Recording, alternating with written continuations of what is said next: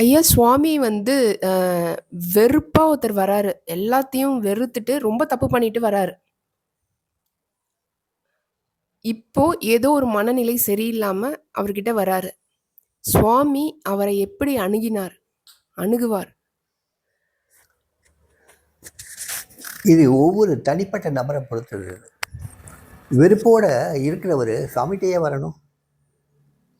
சாமிகிட்ட வர வேண்டிய அவசியமே இல்லையே. சாமி மேலே வெறுப்பு வச்சுருந்தாருன்னா சாமி விட்டு விலகி கடந்து போகத்தான் நினைப்பார். சுவாமிகிட்ட ஏற்கனவே தீவிரமான நம்பிக்கை வச்சு, ஆனால் அந்த நம்பிக்கையினால தனக்கு ஒரு பலனும் விளையிலையேங்கிற ஒரு தாபத்தில், ஒரு கோபத்தில் சுவாமிகிட்ட வந்த டிவோட்டிஸ் அதிகம். அப்படி வரும்போது அவங்க சில தவறான காரியங்களை பண்ணிட்டு கூட வருவாங்க. அப்படி அவங்கள சாமி ரொம்ப கருணையோடு அழைச்சிட்டு வருவார். அவங்கள பக்கத்தில் உட்கார வச்சுக்குவார். அவங்க எவ்வளோ தவறுகள் பண்ணியிருந்தாலும் அந்த தவறுகள் எதுவுமே அவர் வெளியே காட்டிக்க மாட்டார். அவங்கள அப்பேற்பட்ட ஒரு ஒரு அன்போடு அவங்கள தடவி கொடுப்பார். அவங்கள அன்போடு பராமரிப்பார். அவங்க அன்போடு அவ்வளோ கனிவாக அவங்கள்ட்ட பேசுவார். அவருடைய கனிவையும் அன்பையும் அந்த காருண்யத்தையும் பார்த்துட்டு அந்த தப்பு பண்ணிட்டு வந்தவங்க அப்படி கதறி கதறி அழுவாங்க. அந்த அழுகையும் அவர் சமாதானப்படுத்துவார். அந்த அழுத டிவோட்டியும் சமாதானப்படுத்துவார்.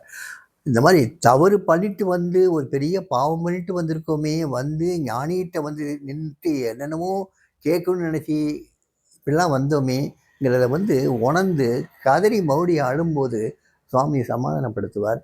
சமாதானப்படுத்துறது மட்டும் இல்லை, சில வார்த்தைகளும் சொல்லுவார். இந்த மாதிரி நிகழ்ச்சிகள் நிறைய ஞானிகள் வாழ்க்கையிலையும் நடந்திருக்கு. அதனால் கவலைப்பட வேண்டாம். இது சகஜமாக நடக்கக்கூடிய சமாச்சாரம் தான். அதனால் கவலைப்படாத. இப்பயும் ஒன்றும் கெட்டு போயிடல. அப்பா இருக்கார், பார்த்துக்குவார். அப்பாவை எப்பயும் நினைப்போம்.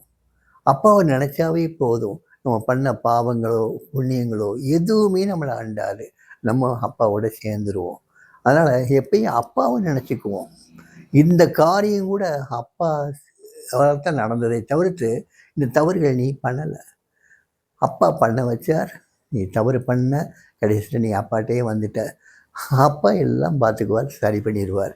அதனால் கவலைப்படாதுன்னு சொன்ன உடனேயே அவர் அது வரைக்கும் பண்ண அந்த தவறுகள், அதனுடைய தாக்கங்கள், அது எல்லாமே போய் நிஷ்கலங்கமாக ஆகி கொஞ்சம் கூட அவர் ஒரு நிர்மலமான ஒரு மனசோட திருப்பி அவருக்கு போவார். ஸோ சுவாமி இந்த மாதிரி ஒரு அந்த கம்பேஷனேட்டாக ஒருத்தர் அணுகிறது வேறு யாராலையும் முடியாது. அப்பேற்பட்ட ஒரு தவறுகள் பண்ணிட்டு வந்தாலும் அவங்கள மன்னிக்க தெரியும். அவங்களுக்கு மறுபடியும் நல் பாதையை காட்ட தெரியும். அதுக்கு உதாரணங்கள் சொல்ல தெரியும். இந்த மாதிரி வாழ்க்கையில் தவறுகள் ஞானிகள் வாழ்க்கையில் கூட நடந்திருக்குன்னு சொல்லுவார் அவர். ஞானிகள் வாழ்க்கையில் கூட வந்திருக்கு. இது சகஜமாக நடக்கிறது தான். அதனால் இதை பற்றி கவலைப்பட வேண்டாம். இதை மறந்துடலாம். இனிமேல் அப்பாவையும் நினைக்கலாம். அப்பாவை நினச்சி வாழ்ந்துருவோம். அந்த டிவோட்டி கடைசியில் he has become one with father. அந்த இறைவனோட கலந்து தான் அவர் சரீரத்தை விட்டு போனார். அப்பேற்பட்ட டிவோட்டி அவர்.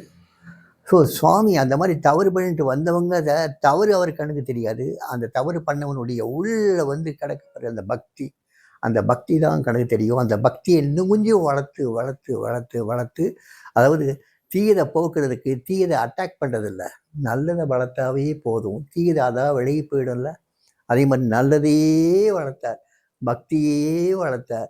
அந்த பக்தி வளரும்போது அந்த நம்பிக்கையின்மை, அந்த ஒரு மாதிரியான ஒரு நிலையாமை எல்லாமே போயிடுது. அந்த வலி வேதனை எல்லாம் போயிடுது.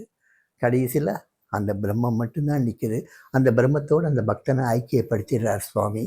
அதுக்கப்புறம் ஒரே அந்த எட்டர்னல் பீஸ் தான். அதை அடைஞ்சவர் தன் சரீரத்தையும் ரொம்ப சுலபமாக திறந்துட்டு போயிட்டார். ஸோ சுவாமிகிட்ட எப்பேற்பட்ட பாவங்கள் பண்ணிட்டு வந்தாலும் அவன் பக்தனாக இருந்தானா அங்கே விமோசனம் உண்டு.